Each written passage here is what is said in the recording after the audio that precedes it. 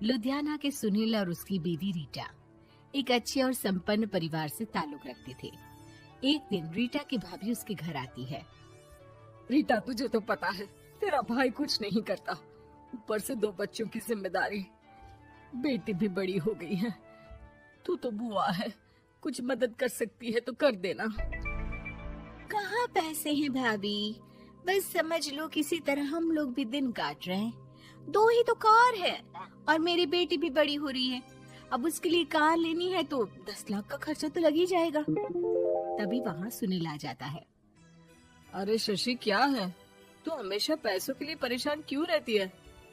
वैसे क्या जरूरत थी बेटी की शादी इतने बड़े घर में तय करने की? अरे पैसे नहीं थे तो ऐसे ही कर देती कहीं शादी। इतने बड़े होटल में क्यों कर रही है शादी? लेकिन यहाँ तो मामला शादी का है, डेट तय है। दरअसल तेरे भतीजे के पीएफ के पैसे आने हैं, पर उसमें देर हो रही है। जैसे ही पैसे आ जाएंगे मैं तेरे अकाउंट में डलवा दूंगी। ठीक है, हम लोग सोचकर बताएंगे। तभी वहाँ भतीजा आ जाता है। फूफा जी, आप लोग ही मदद कर सकते हैं, वरना तो कैसे काम होगा समझ में ही नहीं आ रहा। मैं वादा करता हूँ जैसे ही पैसे आ जाएंगे मैं आप लोगों को वापस कर दूंगा। हाँ भाई, ठीक है।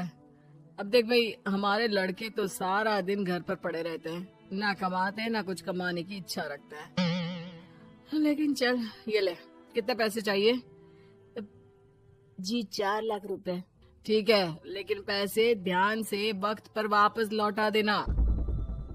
सुनील मुसीबत के वक्त बीवी के भतीजे की मदद तो कर देता है, लेकिन उन लोगों के जाने के बाद देख ले रीटा, तेरे मायके वालों ने मांगा तो दे दिया, वरना इन लोगों का मुझे कोई भरोसा नहीं है।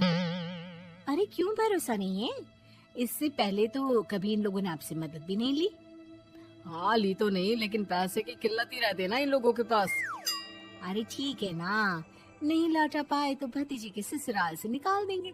सुना है बड़े घर में शादी हो रही है। सुनील और रीटा पैसे तो दे देते हैं, लेकिन अगले रोज ही।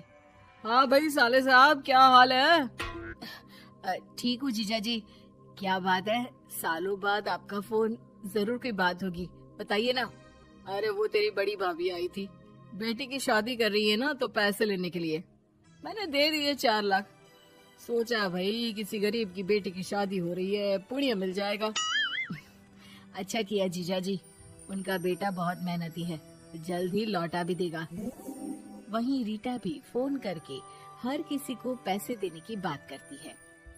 रीटा की भाभी शशि के पास उसके भाई का फोन आता है। तूने सुनील से पैसा लिए हैं क्या?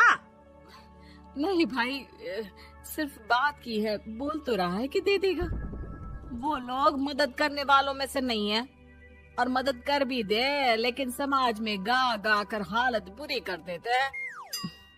अब गाने दीजिए ना भाई, मैं क्या कर सकती हूँ, मेरे पास कोई ऑप्शन भी तो नहीं है। बेटी की अगले हफ्ते शादी जो है। शशि की बेटी की शादी हो जाती है, लेकिन शादी के 1 महीने बाद ही सुनील का फोन भतीजे के पास आता है। हाँ भाई, शादी तो हो गई हम लोगों की दुआ से। अब देख, ऐसा ही फायदा होता है पैसे वाले रिश्तेदार हो तो। तेरे वक्त पर हम कैसे खड़े हो गए थे, लेकिन अब पैसा लौटा दे भाई।